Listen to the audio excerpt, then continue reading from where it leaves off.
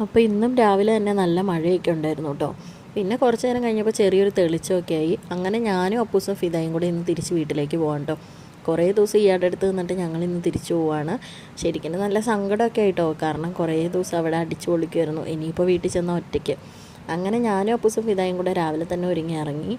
മഴ ഒന്ന് കുറഞ്ഞ് നിൽക്കണോണ്ട് വലിയ കുഴപ്പമില്ലായിരുന്നു കേട്ടോ, കുടയൊന്നും ആവശ്യമില്ലായിരുന്നു. പിന്നെ തൊടുപുഴയൊക്കെ എത്തിയപ്പോഴാണ് ഒന്ന് മഴ പെയ്തത്.